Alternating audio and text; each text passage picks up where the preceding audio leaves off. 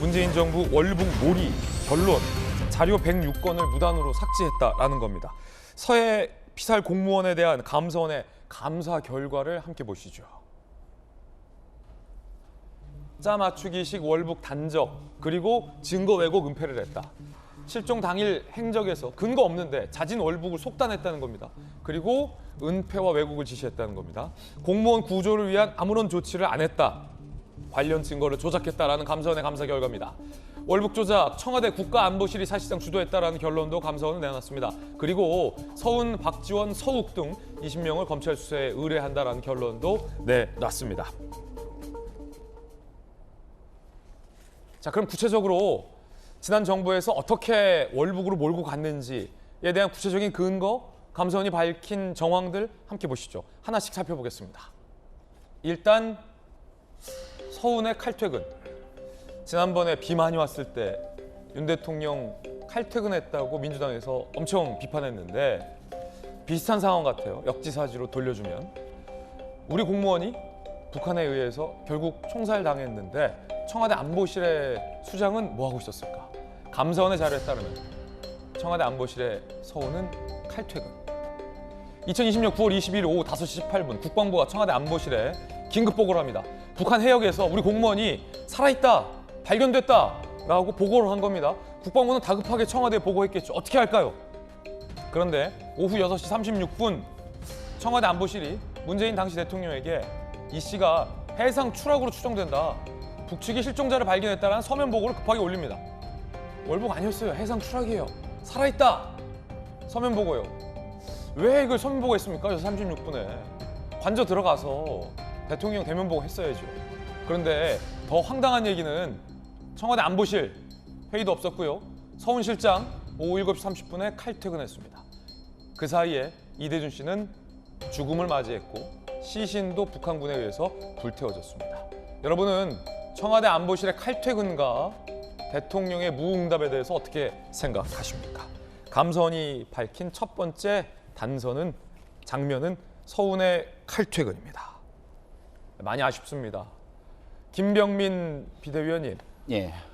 아니 정작 그 대통령 퇴근 갖고 비판했던 민주당의 기준대로라면 서훈 실장 저렇게 칼퇴근하면 안 되죠. 월북이든 아니든. 근데 월북도 아니라고 지금 감사기가 나왔으니까. 네. 뭐 이렇게 급한 일 있으셨습니까, 집에? 대통령 깨워서라도 주무시면 대면 보고 하고 주무실 시간도 아닌데 뭘 그렇게 급해서 칼퇴근합니까? 우리 공무원이 지금 저기 살아있는데 국방부가 어떻게 할까요? 구조할까요?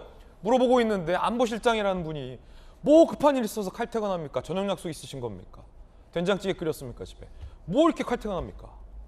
문재인 정부에서 숱하게 얘기했던 게 사람이 먼저라는 주장, 그리고 단한 한 사람의 목숨을 살리기 위해서라도 이 재난 안보, 이 모든 일들에 대한 컨트롤 타워가 청와대다라는 말 참 많이 들었기 때문에 저 귀중한 골든타임에 문재인 정부가 왜 저 같은 행동을 했을까가 저는 상식적으로 잘 이해가 되지 않습니다. 예.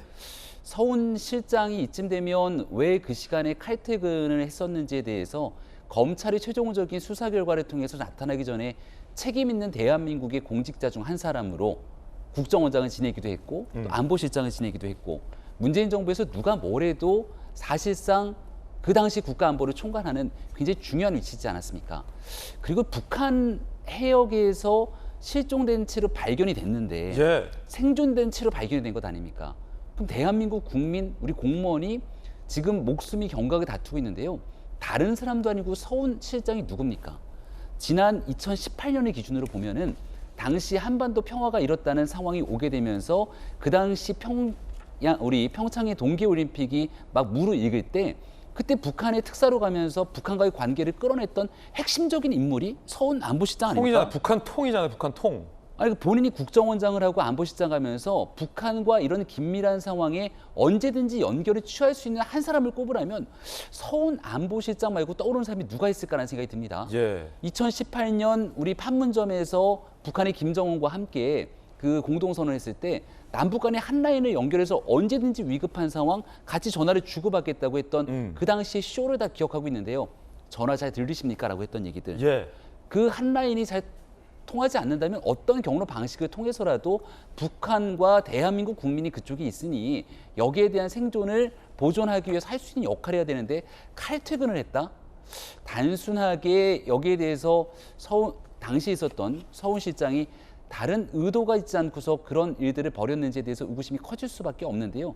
단순하게 근무 태만으로 볼 수 있기보다는 그 이후에 벌어졌던 더 황당했던 일들을 고려하게 된다면 모종의 이 내용들을 발견하고 구조하지 않았던 다른 이유가 있었던 것은 아닌지에 대한 궁금증만 더 커질 뿐이다 이렇게 생각합니다. 아니 이게 왜 중요하냐면 지금 그 월북으로 판단했든 안 했든은 뭐 논란의 여지가 있다는 거잖아요. 민주당과 국민의힘의 입장이 다르니까 그건 차치하고더라도 칼퇴근은 이건 문제 있지 않습니까?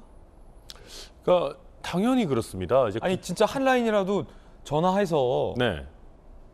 그 우리 공무원 거기 살아있는 거 우리 안다. 안전조치 부탁한다. 점잖게 북한한테 부탁할 수 있는 문제잖아요. 당연하죠. 그러니까 대통령이 취임하면서 어떤 선서를 합니까? 헌법을 수호하고 우리 국민의 생명과 신체를 지키겠다라는 게 핵심 내용 아니겠습니까? 그러니까 우리 국민 그중에서도 뭐 공무원의 지금 안위가 생명이 경각에 달려 있는 상황에서 아무 조치도 안 했다? 설령 월북이 의심되는 정황이 있다 하더라도 북한 측에다가 이게 정말 월북이 맞는 거냐? 이게 지금 예를 들면 여러 가지 기상 상황이라든지 뭐 이런 상황을 고려했을 때 최소한의 안전은 확보되는 거냐? 이런 확인 작업이라도 했었어야 되는 거거든요. 입장 바꿔놓고 이게 만약에 미국이었으면요.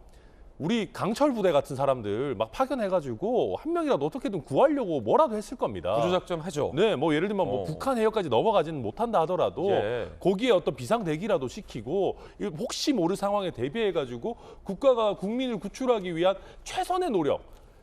근데 최선의 노력은커녕 그 어떤 노력이라도 했느냐.